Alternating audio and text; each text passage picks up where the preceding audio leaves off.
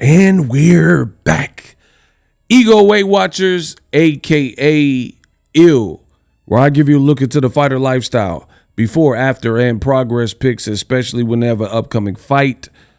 About a week and a half away, you got Terence Bud Crawford, that boy Bud, versus champion Israil Madrimov. Now, you guys should see on the screen, there's a picture of Israil Madrimov. The man is looking chipped up. He looking cut up. He looking sliced. Listen, far be it from me to bite my tongue and not speak my opinion on this whole game of boxing is mine. I'm telling you guys, I don't care what you say. This is a difficult fight for Terence Crawford. Listen, I'm giving you my honest opinion because I know what the haters are going to say. The haters are going to say I'm hating. Like, it's so funny. When I make videos like this, stating my honest opinion, I don't got to embellish or fabricate anything. But when I tell you my honest opinion, people say I'm hating. I'm hating for having an opinion because I think this is a difficult fight for Terence Crawford. I've went over it multiple times. But the great thing is I'm comfortable in my own skin. So I don't care what any of y'all say. I'm going to get on here, hit record, and get on this mic right here and speak my thing. If you believe that's hating because I'm saying a fight is a good fight and could be a dangerous fight, then sue me. I don't know what else to tell you. But I do think this is a difficult fight. And perhaps one of the reasons why I'm double downing so crucially in these videos is because I think a lot of people are asleep. I think there's a lot of people asleep. And I've been in boxing so many years. I've weathered all storms. I showed you what this boxing is like in the digital age. And I've just seen people come and go. I just been here. You know, I got that longevity about me. Like LL Cool J, I got that longevity. So what I've noticed, and I've always noticed this in the sport, is when there's a guy with a name and people know that name and respect the name, like a Terence Crawford, they automatically assume that the opponent is a cupcake when they don't know who the opponent is. But me, I heard a lot of stuff about Madrimov many moons ago. So I wanted to see what it was about. So I've been watching Madrimov since he turned pro. And I've done my research on him. And I think it's a difficult fight. Again, if Terence Crawford, because I know y'all going to say, oh, you're hating on Crawford.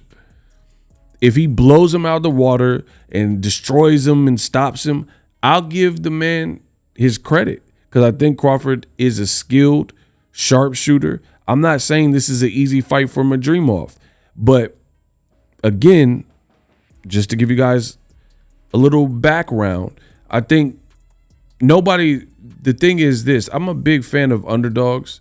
Y'all know that. And I believe the Madrimov story is the story and the storyline that not enough people know about it. That's why I'm making videos about Madrimov. I think we all know that Terence Crawford is a beast. I think we all know that Terence Crawford is a good fighter. He's a sniper. He's cat-like. He's agile. He stays in shape. He's disciplined. He looks to be a hard worker, a family man, a husband. You know what I mean?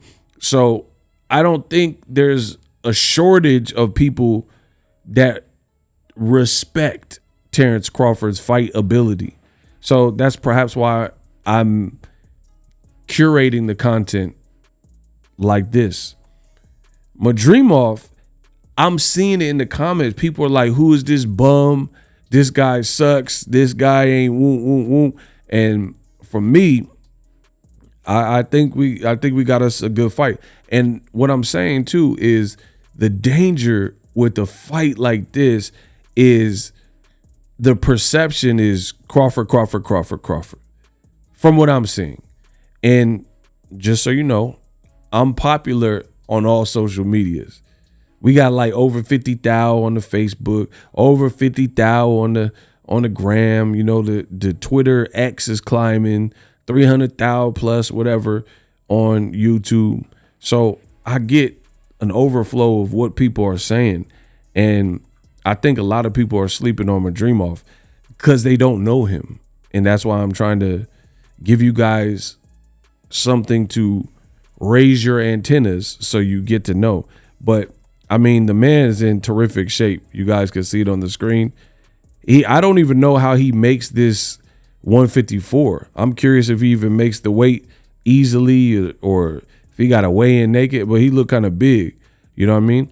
So it's going to be, I think it's a good fight. And like I said, the danger with a fight like this for a guy like Crawford is, first of all, this wasn't Crawford's first choice. Crawford told you he wanted to fight Fundora Zoo winner, but Crawford's also hard-headed and stubborn. So for whatever reason, I don't know if he wanted to work with Al Heyman. It's like almost like a cat and mouse game where he beat Errol Spence. I don't think he ever wanted to sign to PBC and, you know, develop a working relationship with Eddie Hearn. So after he beat Errol Spence, or not Eddie Hearn, Al Heyman, and after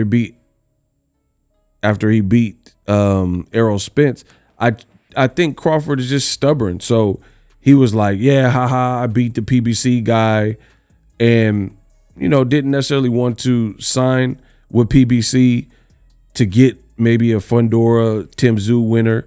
And he was like, I want to do things my way.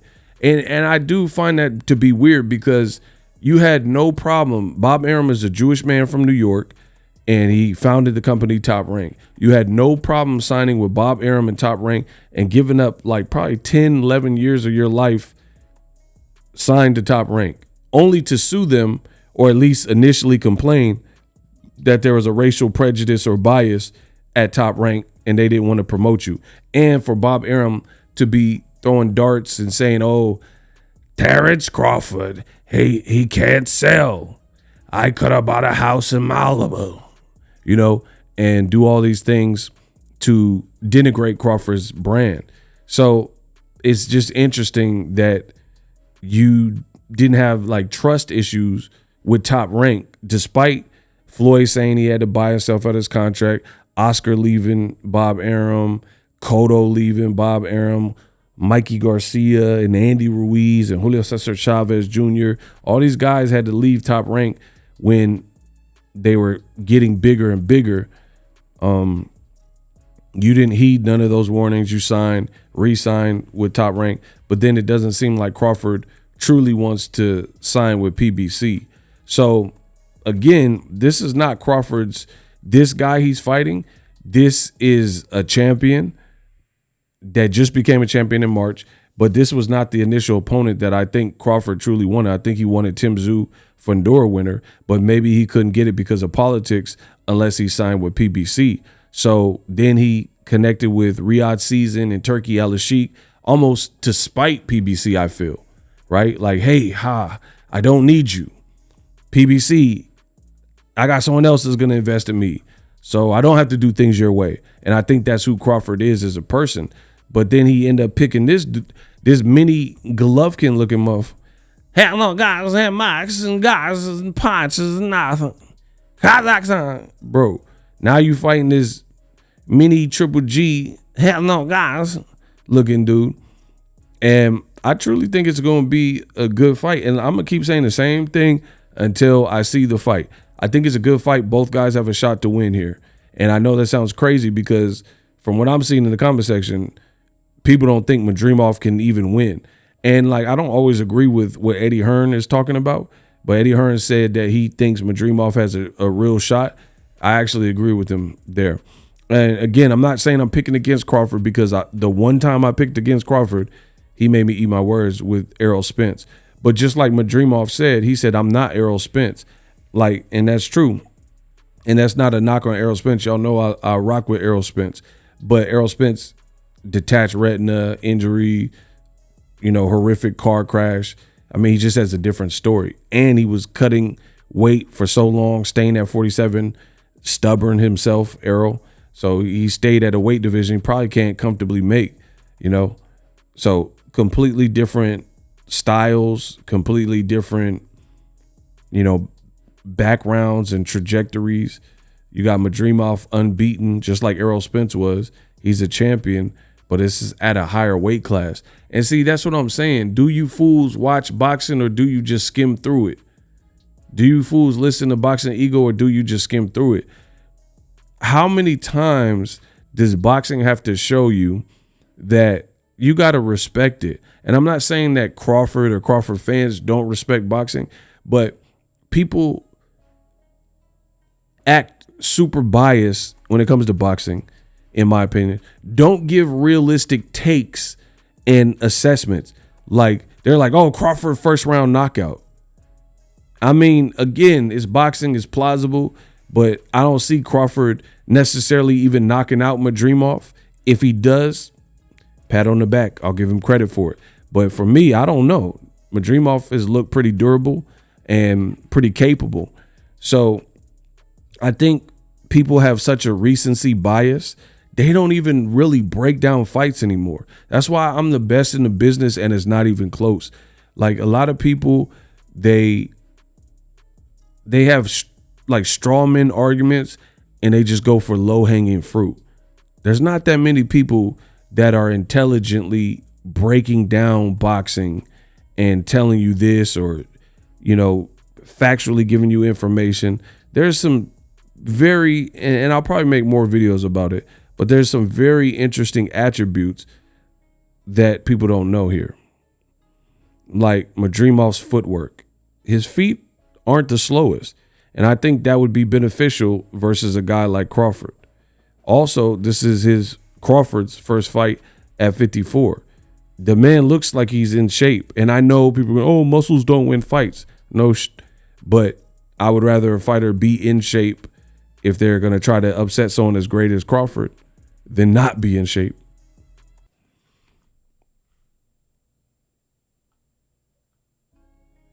So I don't know. I just feel like Madrimov, he's more deceptive and crafty than people are giving credit to. I really feel that. And I think, and I attribute it to a lot of people not really knowing the sport of boxing, and because of their lack of knowledge of knowing said fighter, they just give that person no shot. And sometimes it works out like that. Like David Avanesian, a.k.a. David Avocado. I did videos and I'm like, oh, he can't beat Crawford. This is a bad fight. But I've watched David Avanesian fight live. I was there at the Lamont Peterson fight in Cincinnati on a Broner card. So I've watched Avanesian. I watched plenty of his fights, Kerman Lajaraga, and I knew he couldn't F with Bud Crawford. I knew that. But Madrimov, he's a different animal. I think he's definitely a good fighter and a solid fighter. And like I've been saying, the danger with Bud taking this fight is it's the first fight in a new division. You could have took a softer look, you know, a softer touch. You're going straight into the fire like you did with Jeff Horn. But for me, Madrimov is far better than a Jeff Horn to me, because I didn't even think Jeff Horn beat Manny Pacquiao. I believe he is going to fight me. I didn't think he beat him at all. But Madrimov, I think he's more of he's just like a sleeper person. And boxing keeps showing you guys these fights like where people say it's an upset. It's an upset. This is an upset. This is an upset. And to me, none of these fights are upsets that you say are upsets. You're just upset because you don't know about boxing. Like, for example, Tyson Fury Usyk. I picked Usyk. I was one of the smaller. I know I was in the minority. Not everyone was picking Usyk. Tyson Fury's big. He's the guy. He's a talker. He wasn't looking at Usyk playing his games and stuff. I told you Usyk was going to beat him.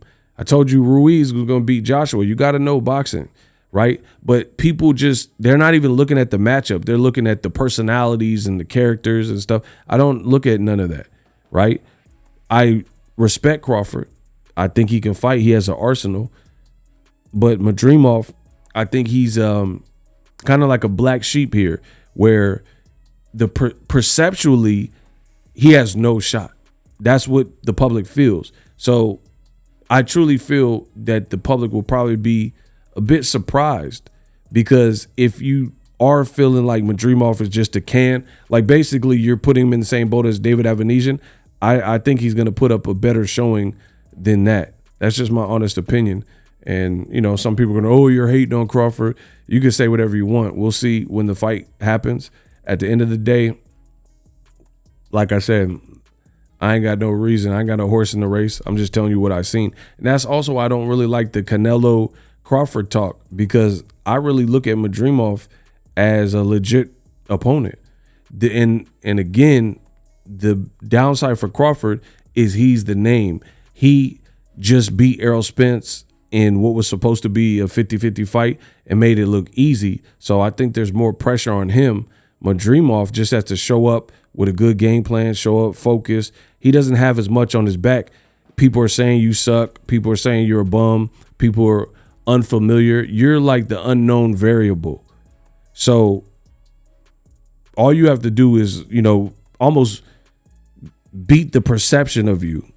And Crawford, I think he has more on his shoulder, a potential Canelo fight, coming off of such a great performance. And that's the other thing. The Errol Spence fight was over a year ago. People don't talk about these facts. So Crawford, I know he stays in shape, but at the same time, you've been out the ring. Madrimov just fought when he became a champion in March, and Crawford, although he's in shape, he hasn't been in the ring since whatever the Errol fight was, July or whatever, right? So the activity advantage definitely goes to Madrimov, and Ego Weight Watchers, you see he's in shape. And with Ashton Silva getting knocked out by this body dude and random stuff, I feel like boxing is always there to remind people that you can't take nothing for granted in this sport, because you see it. You see people who have no shot actually have a shot. So that's all I'm saying is Madrimov actually has a shot. Ego Weight Watchers, best in the business, and it's not even close.